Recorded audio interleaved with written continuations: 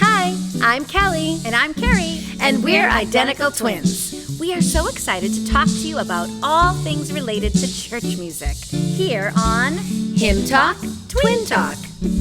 Now, each week we will break down a hymn. It could be an old favorite, Or it could be one you've never heard of. but it is our prayer that you will worship with us no matter what song it is. So let's get started Here on Hymn Talk, Twin Talk.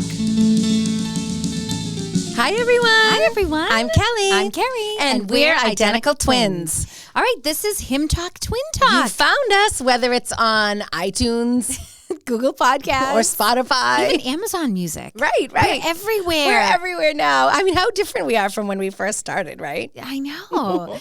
Well, speaking of how different we are when we first started, I mean, this hymn today, this episode is all because of a listener, a follower on Twitter. Right. No, someone we didn't know. This person isn't related to us. No, she's not related to us. We don't know her, and we don't know the hymn she picked. Right. So this is kind of a Hymn Talk, Twin Talk first. Oh, there's our phone. Look, we do not know this hymn. It's not in our hymnal. Right. And even as we dug into it, you guys, even when we were doing the research, Kelly and I would talk and actually like almost disagree. No, that's not what it's about. No, that's not what it's about.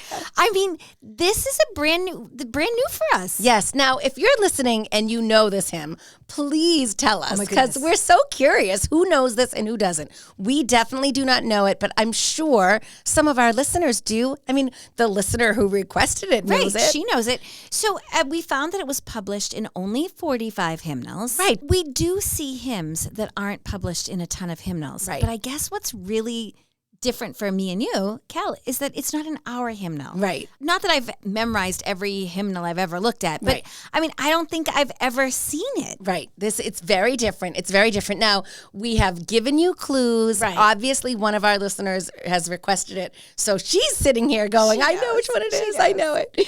But we're wondering if you have guesses. So it's time to announce it, I think, Carrie. Yeah, let's tell them. All right, this week's hymn on Hymn Talk, Twin Talk is The Eastern Gate. We hope that you are clapping. The Eastern Gate, Okay. you guys. If you don't know this, don't press stop. Don't press stop. There's lots to know about this No, hymn. give this song a chance. Yes. I really hope that it piques your interest. And I don't think it's going to turn into one of your favorites. I mean, right? Maybe not. Maybe not. But I really hope you enjoy it and you just get a kick out of it. Yes. It's so interesting when you think of like why this hymn was written, what inspired this hymn writer, and even though we don't know it, it is a much loved hymn. I mean, the Right. Gaithers sang it. Right. This is a hymn that's known in quite a few circles, just because it's not known in our circle. Right. So, And Kelly and I, we don't know every hymn. If you have been listening to us just thinking that we have this impeccable, unbelievable knowledge of hymns, I mean, we do, but we may be like shattering your picture of us. actually, maybe it should be a challenge, like find a hymn that the twins don't know. Stump the twins. I'd watch that game show. All right, let's sing it. Okay. It is not in our hymnal, so we had to do a quick Google search for it. You all can easily find it. So it was written by a pastor hymn writer named Isaiah Guyman Martin in 1905. So here we are, 116 years later, singing it. Sorry. Go. I will meet you in the morning, just inside the eastern gate. Then be ready, faithful pilgrim, lest with you it be too late. I will meet you in the morning. I will meet you in the morning, just inside the eastern gate, over there. I will meet you in the morning. I will meet you in the morning. I will meet you in the morning, over there. All right, what do you guys think? Does that sound familiar to anybody? All right. So, it is very simple. I want to talk about the music just for a second before we even dig into everything else. Because it's very, very simple. There's only 4 chords in the whole hymn. M&M's, always fun. Now, that's not that uncommon. Lots of hymns, and especially like Christian contemporary and pop music on the radio, a lot of them only have 4 chords. But on top of only having 4 chords, like one of the chords is only played once in the whole song. Another chord is played like twice in the whole song. So basically, the song is made up of 2 chords. It's 2 chords. With like 2 little, additions. The entire refrain outlines the major chord. It's, it's made up of do, mi, so. Right. M&M's, always fun. It's like music theory 101. But really, if you figure the outline the chord with do, mi, and so, it could be do, mi, so, do, mi. And that's basically what they're doing. I know. Listen, it goes, I will meet you.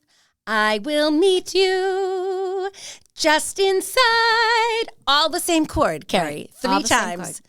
And all the same notes, just twisted just a little inverted bit. a little bit. Yeah. So this song isn't hard. I mean, it's funny because it would probably be really easy to play on a guitar. So a beginning guitar player could probably play it very easily. A beginning pianist who's just like learning chords maybe could play it really easily. So there's not a lot to it. And from what I know about churchgoers, there would have been people that said, this new, these new songs that people are writing, they don't have the depth. Yeah, so those complaints that we hear about contemporary music, I mean, those are not new. Those are the same complaints we've heard forever, that things are just a little bit simpler. But, there is some beauty in simplicity. Why? Because a person can just sing along and pick it up really quickly. They don't have to practice it for weeks. And that's what we want. At the end of the day, we want our people singing. So however we can get them to do that. Now, that doesn't mean that the words are simple. No, and maybe they were thinking like, oh, we're going to have some words that are a little complicated. Let's keep the tune simple. I mean, who knows, right? But the lyrics, there's a lot to them. There's a lot to them. I mean, the whole title. Okay, the title is The Eastern Gate. Now, to be honest with you guys, we didn't know the hymn, The Eastern Gate, and we didn't really even know the term, The Eastern Gate. And so when we dug, we found a lot about the Eastern Gate. And it was new to us. A hymn talk, twin talk first. There it is again. So, the Eastern Gate. What's that? What's that? I feel like you should say, where's that? Yeah, where's that? Where's that? So, I wonder if our listeners know if that's a term that they're familiar with. It could be. We had to really dig and look it up because we were curious. So in the hymnal that we found in the publication, it says the Eastern Gate, Isaiah Guyman Martin, and with that it gives the scripture reference Isaiah 60:11. So that's the first place that we looked, right? What does the Bible say? So we look back to Isaiah 60, and it is an entire prophecy about the future of Israel. It starts with, arise, shine, for your light has come, and the glory of the Lord has risen upon you. It's an awesome chapter of hope and beauty and radiance. Lift up your eyes all around and see. They all gather together. They come to you. Your sons shall come from afar, and your daughters shall be carried on the hip. Then you shall see and be radiant. Your heart shall thrill and exult. This is a great chapter of prophecy, full of joy, full of radiance, full of promise, full of hope. And Isaiah 60:11, which is the verse that is referenced in the hymn itself, it says, your gates shall be open continually. Day and night they shall not be shut, that people may bring to you the wealth of the nations, with their kings led in procession. Okay, so this mentions gate. Right. But nothing about east. No, it doesn't mention the Eastern Gate, but this is what Isaiah Martin himself, put along with the hymn. Okay. But we looked at this passage and this verse and thought there has to be more.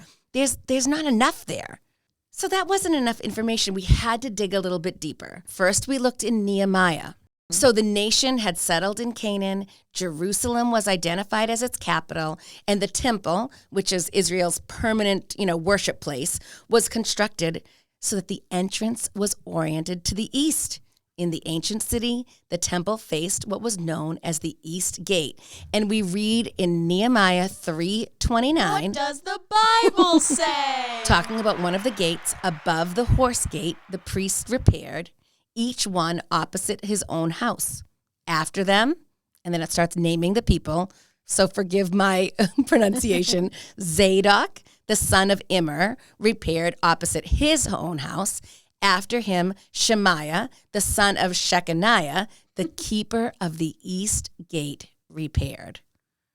So it literally is talking about this east gate, This actual place. in the ancient world. Okay, so Ezekiel 10:18-19, we read, "Then the glory of the Lord went out from and stood over the cherubim. And the cherubim lifted up their wings and mounted up from the earth before my eyes as they went out with the wheels beside them. And they stood at the entrance of the east gate of the house of the Lord, and the glory of the God of Israel was over them." So, yes, hymn writer Isaiah Martin talks about this eastern gate, but we actually see that there's biblical references for it. It's a place. And it is holy. The glory of God was seen there. And so then fast forward all the way to Revelation. So here we are in the Old Testament talking about the promise of God, and then talking about the temple as it existed back then. And then you jump to Revelation, which is the prophecy about the new Jerusalem. And I mean, this is a beautiful, beautiful chapter about how amazing heaven is. Chapter 21, but I'm looking specifically at verse 12 through 14. It had a great high wall with 12 gates, and at the gates 12 angels, and on the gates the name of the 12 tribes of the son of Israel were inscribed. On the east, 3 gates, on the north, 3 gates, on the south, 3 gates, and on the west, 3 gates. So there we're hearing about multiple gates, and 3 of them are facing the east, but it still is describing heaven. So we see all of these instances in the Bible that mention an eastern gate or gates, and we have to take all of those into consideration when we're looking at this hymn. Right. Now, there's more to this. So Okay. outside of the Bible, in other apocryphal texts or Jewish texts, we read some different things. So in Christian literature, the eastern gate of the old city, this is the walled city of Jerusalem, it's also called the Golden Gate, and they say that this is the place at which the parents of Mary met after the Annunciation. Okay. So they meet here. So now this is a holy place. Also, because of that, it becomes a symbol of the virgin birth of Jesus. So the gate becomes the symbol. And later, other apocryphal texts detail that Jesus passed through that gate into Jerusalem on Palm Sunday. It's almost like we are introduced to Jesus at these gates Right. twice. And it'll be a third time because Right. he is supposed to return here. So Jewish literature details that when the Messiah is to arrive, okay, this is who's been prophesied in the Bible all along, the Messiah, the deliverer, it's said that he will enter Jerusalem through the eastern gate. That's what these Jewish texts say. Now, these gates were like sealed shut. So in 1541, the Ottoman Sultan Suleiman had it sealed. Wow. Prior to that, in the year 810, the Muslims had it shut. In 1102, it was reopened by the Crusaders. I mean, we're having this like back and forth thing. But basically, they wanted it shut, finally sealed shut. So if the Jewish literature says that the Messiah is going to come through that gate, they actually wanted to prevent this from occurring. Wow. So they sealed the gate. So what does this gate look like now? It just looks like a gate that you can't open. I mean, it just looks like, you know, if you've ever been to like a museum or Yeah. a castle and you Yeah. can't go through, it's Right. like sealed, like you can pull it, but it doesn't. So, I mean, can we go and try to open You it? can try, Kelly. Where's our captain? This is your captain. I mean, I have never gone to this area of the world. To see Jerusalem, to visit and see this area would be amazing. I mean, this gate on the other side, you know, if you're standing at the gate looking further east, you see the Mount of Olives. Wow. Zechariah 14:4 says, his feet will stand on the Mount of Olives. the Golden Gate, that gate would have a front row view of this. Because if he's standing at the Mount of Olives, that's right in front of the gate. Jesus is expected to return and walk through that gate into Jerusalem. And that's why the gate is sealed shut, because that's going to stop Jesus. No, that won't stop him. No, that won't. So this reminds me of when we talked all about eschatology. What's that? What's that? I mean, What's that? eschatology is basically just talking about the end times, but there's a lot that we don't know about the end times. The trump, the clouds will roll back, Christ will come, and then judgment, and there's so much, and people have a ton of different opinions and perspectives, and there's really no way of knowing what exactly is going to happen. Is Jesus going to walk through that gate? Is he going to just shatter that seal and walk through? I mean, is that where he'll go first? I always thought he'd come to America first. I thought he'd come to Boston. No, there's a lot we don't know, but it's fun to think about. I don't want to get into any big debate. Right. We just can just agree that he's coming. Yes. But it's fun to think about, and to this idea that there are people who want to be in Jerusalem because that's where they think he'll be. Yes. They go there, they move there, they live there because they want to see him first. Right. I mean, it's a big race. It's the amazing race.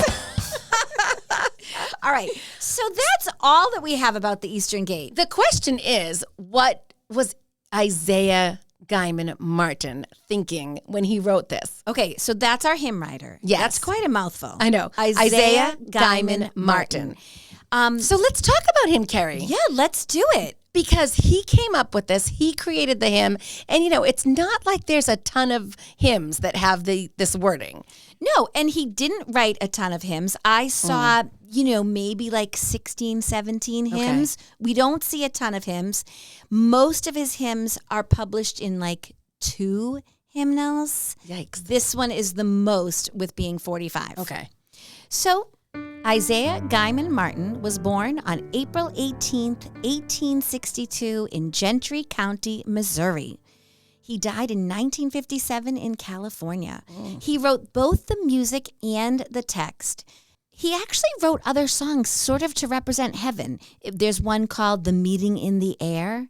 Another one is called Out of Egypt into Canaan. And he wrote these eschatological hymns. Nice one, Carrie. You guys, that took me a long time to say.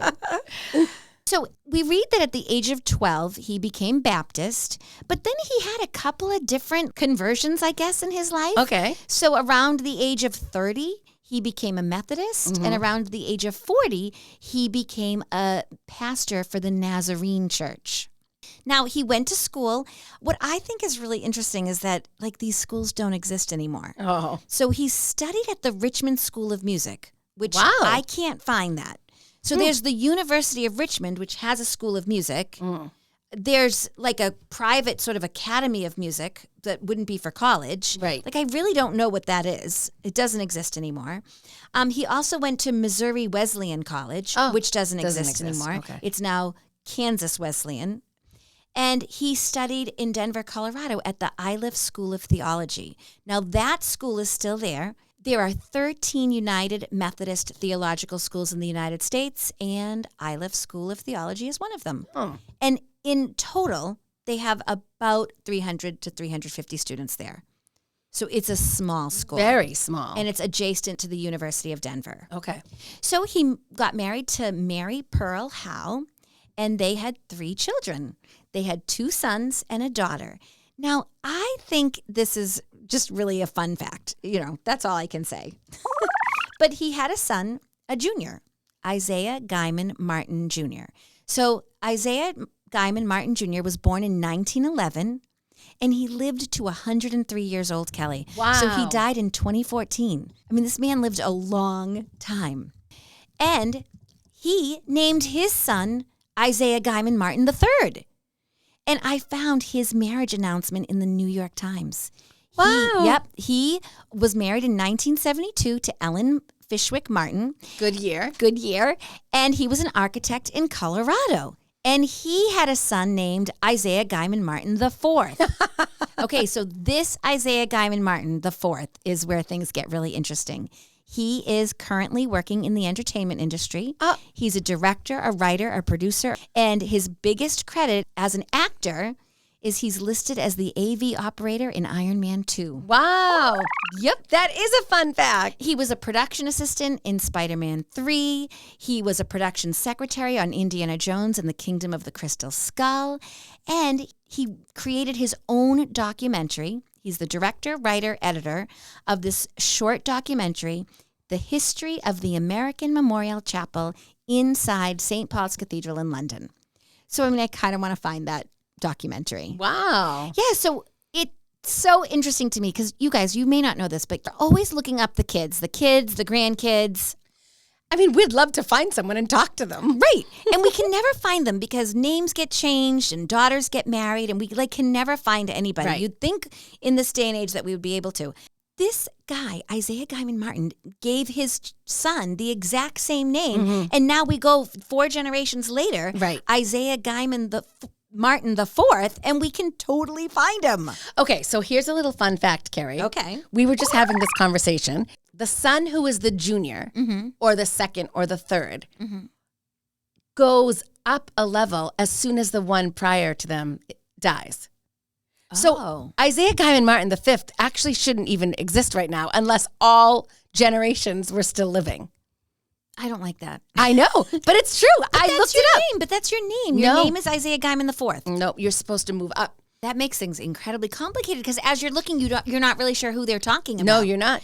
But he is listed. He has an IMDb page as Isaiah Guyman Martin the fourth. Wow. So that's his name, Kelly. Yeah. I feel like you have some wrong information. I don't. It's I don't. I'm misinformation. looking it up. I looked it up. So yeah, I looked it on Wikipedia. I I'm just kidding.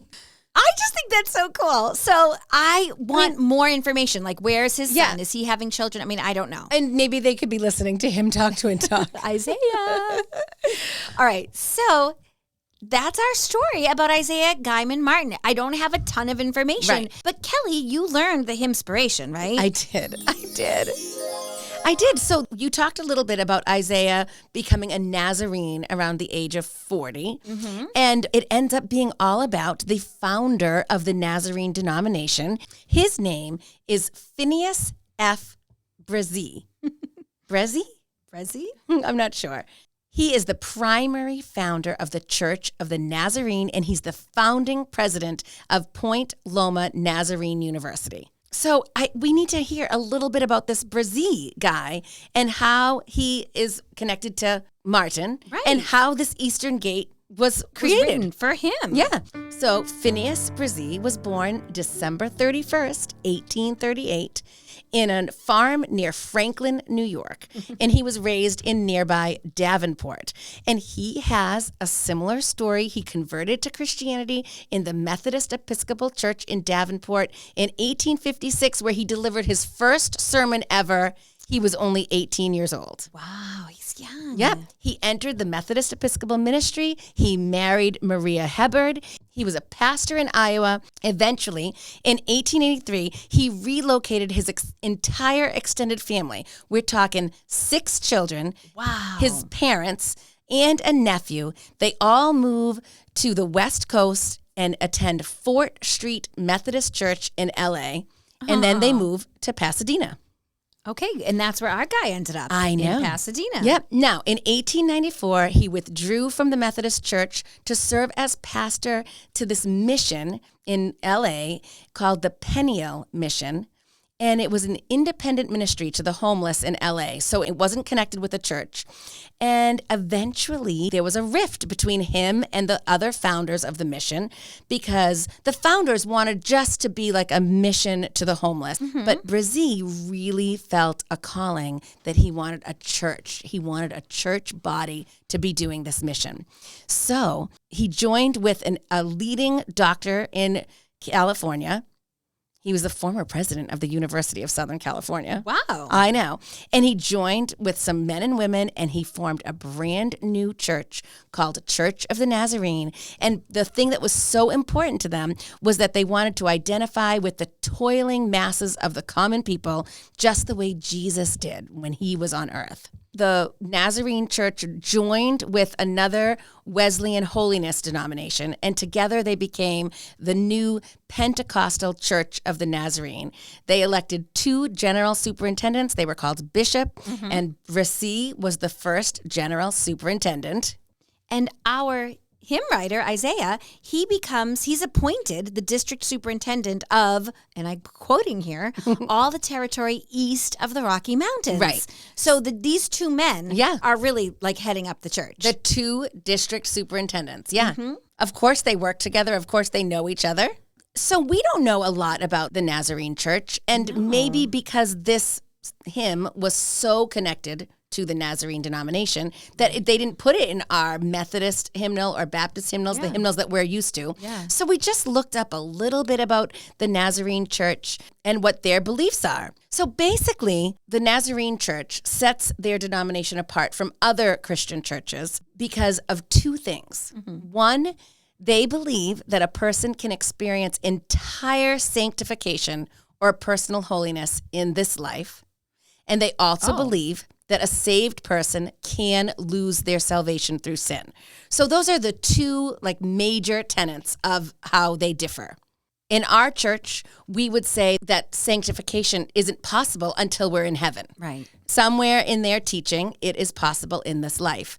And then there's that belief that once you're saved, once you're part of God's flock, that you are saved forever. And they believe that a person can lose their salvation. So if you want to know more about that, it's very, to me, it's very interesting. I mean, if we were a theology podcast, we could dive into all of that and give you even more scripture verses. Because there's, I always like to say there's so much we have in common.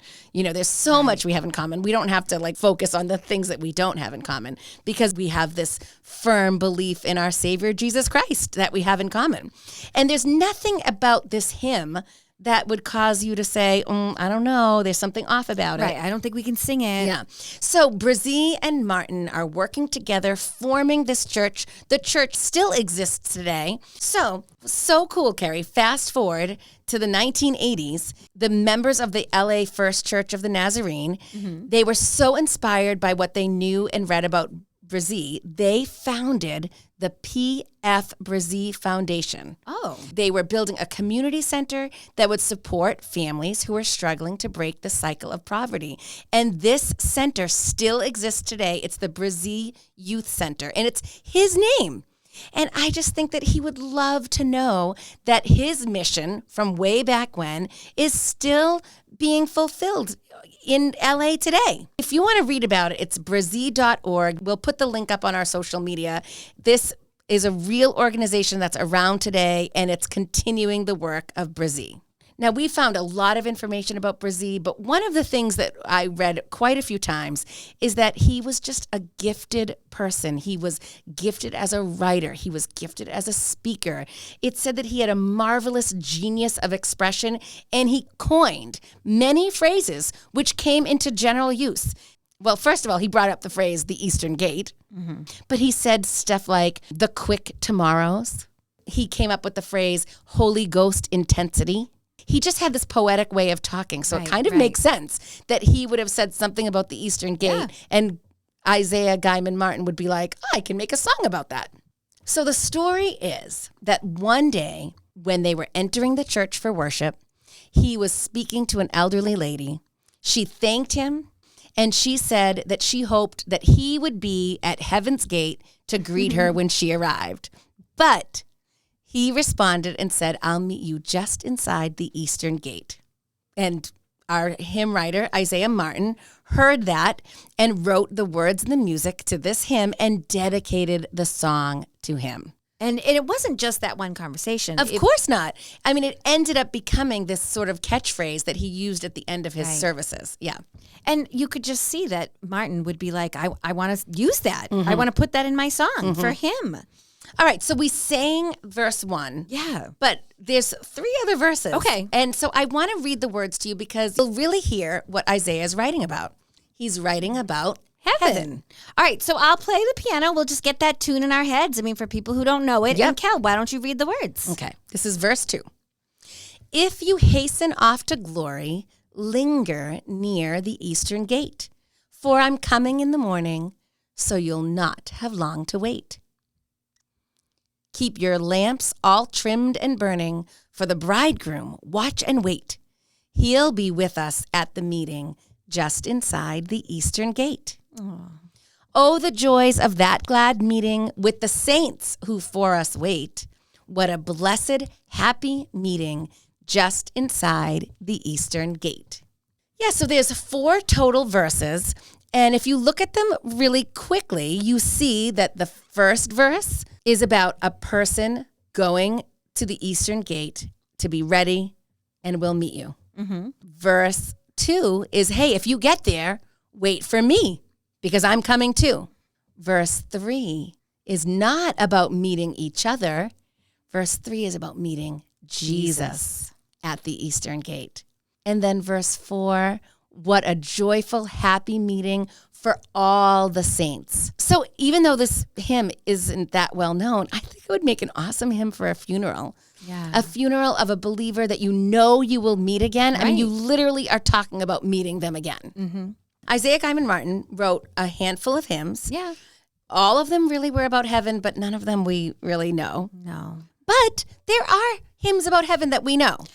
There are lots of great ones, and that's why you think, like, well, that's why we lost the Eastern Gate. Eastern Gate maybe just becomes a little confusing. Like, what exactly are we talking about here? Right. So we lose the Eastern Gate, but we have so many other good ones. Right. So what's a hymn about heaven that you know, Kara, that maybe our listeners know? Well, I think of, like, when we all get to heaven, what a day of rejoicing that will be. When we all see Jesus, we'll sing and shout the victory. Shout the victory. That's a great one. That's a great one. How about this one? When the trumpet of the Lord shall sound and time shall be no more, and the morning breaks eternal, bright and fair. When the saved of earth shall gather over on the other shore, and the roll is called up yonder, I'll be there. When the roll is called up yonder, when the roll is called up yonder, when the roll is called up yonder. When the roll is called up yonder, I'll be there. I mean, all of these heaven songs are just so celebratory. Right, they have to be. They have to be. Dancing in the streets, dancing on the streets of gold. Yes, right. And then, Carrie, this was one of my favorites. Yeah, from when we were kids. Yes. I've got a mansion just over the hilltop, in that bright land where we'll never grow old.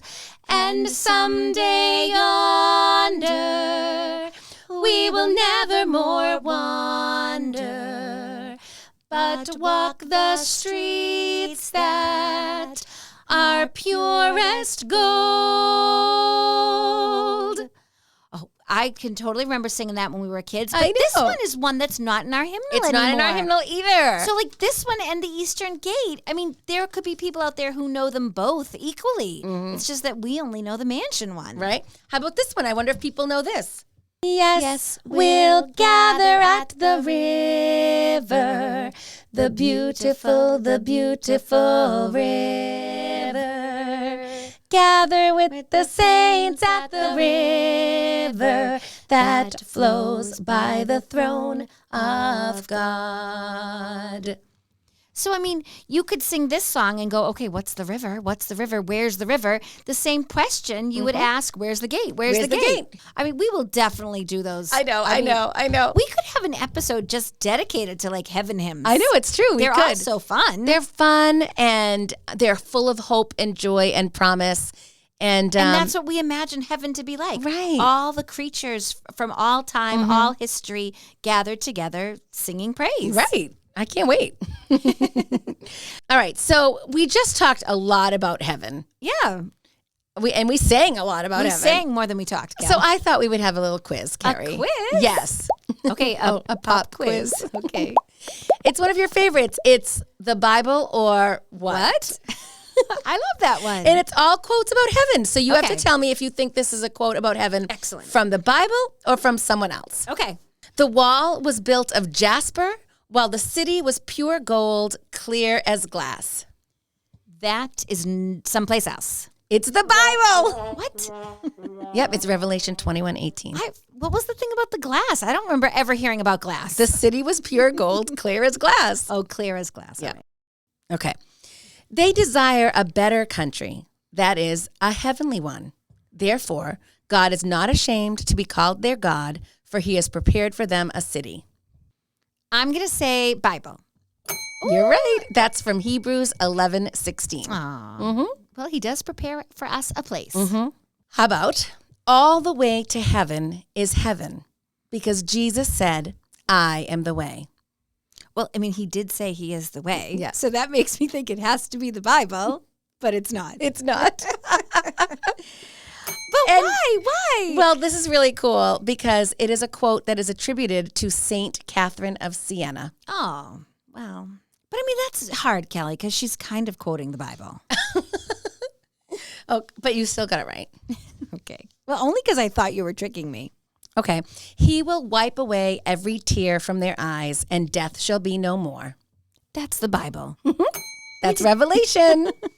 All right. How about, no, but to the gate, and there will the devil meet me and say, get you to heaven, get you to heaven. Here's no place for you. I have no idea, but that does sound like the Eastern Gate. I'm going to say it's someplace else. It is someplace else. Oh, good. I'm like, It is from William Shakespeare's Much Ado About Nothing. oh. Yes, and the actual quote has the name Beatrice in it, but I left that name out Okay. because I thought that would really give it away. Okay, last one. Okay. Have you nothing but earth, no love, no joy, no hope that flows from the upper springs that never dry up? A great inheritance awaits you.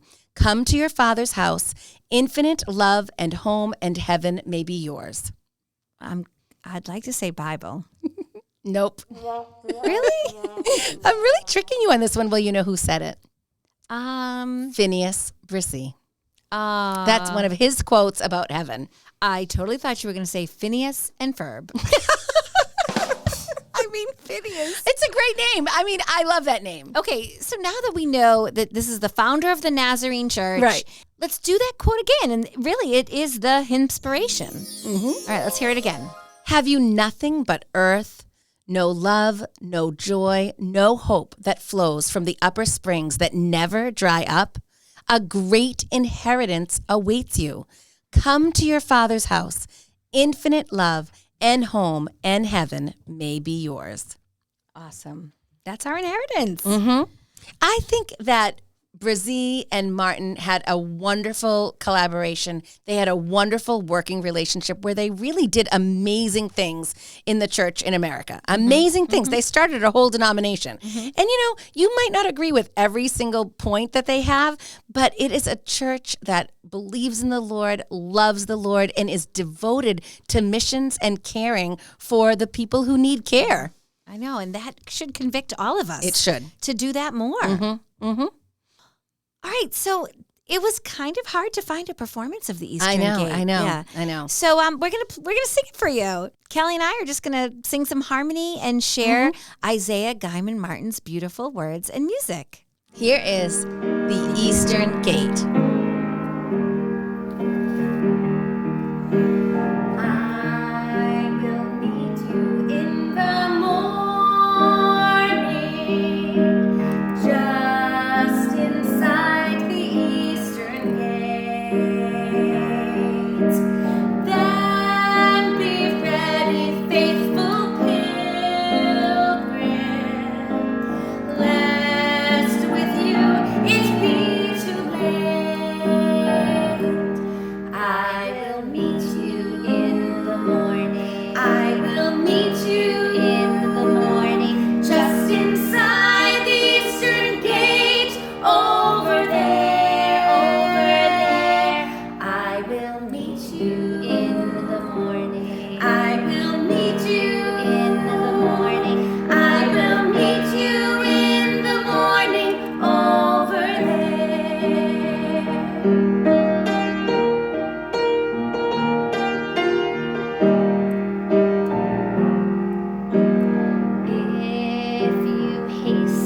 off to glory.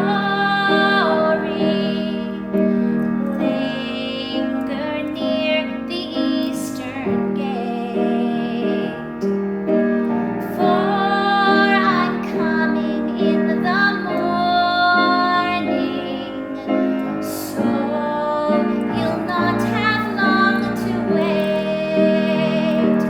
I will meet you in the morning. I will meet you in the morning, just inside the eastern gate. Over there, over there. I will meet you in the morning. I will meet you in the morning. I will meet you in the morning, over there.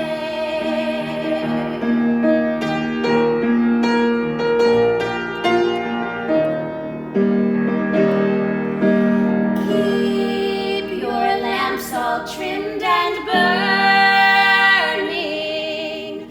for the bridegroom watch and wait. He'll be with us at the meeting, just inside the eastern gate. I will meet you in the morning. I will meet you in the morning, just inside the eastern gate. Over there, over there. I will meet you in the morning. I will meet you in the morning. I will meet you in the morning, over there.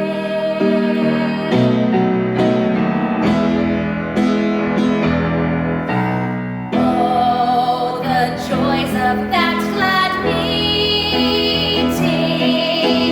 with the saints who for us wait. What a blessed, happy meeting, just inside the eastern gate. I will meet you in the morning. I will meet you in the morning, just inside the eastern gate. Over there, over there.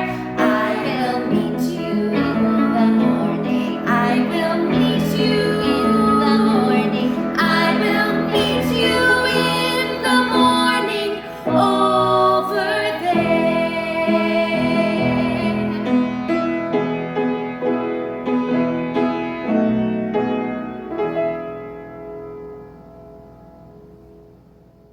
All right, so I think we're done for today. Thank you so much for suggesting this hymn. This has been such a fun and kind of unique challenge for us, this hymn that we never heard of. Thank you so much. If you have a suggestion for a future episode, please let us know. I imagine it's really fun to hear hymns that you've never heard of, but I imagine it's awesome to learn more about hymns you already love. Right. So just let us know if you have one. Yep. We'd love to do it for you. At the end of the day, we hope that this hymn of heaven brought you some hope and some joy, because that's what the promise of heaven does for us. So before we end for the day, we're just going to end with one of the prophecies in Revelation chapter 22. This is what it will be like when we're in heaven. They will see his face. His name will be on their foreheads. Night will be no more. They will need no light of lamp or sun, for the Lord God will be their light, and they will reign forever and ever. When you believe in Jesus Christ, you are promised eternal life with him. And you know what, Carrie? When we get to the Eastern Gate, hopefully we'll meet some of our listeners that we've never met in real life. And our hymn writers. Yeah, and the hymn writers. And then that gate will be miraculously opened. Right. I want to be there on that day. All right, bye everyone. Thanks for listening. Yep, we'll see you next week on Hymn Talk, Twin Talk. Bye.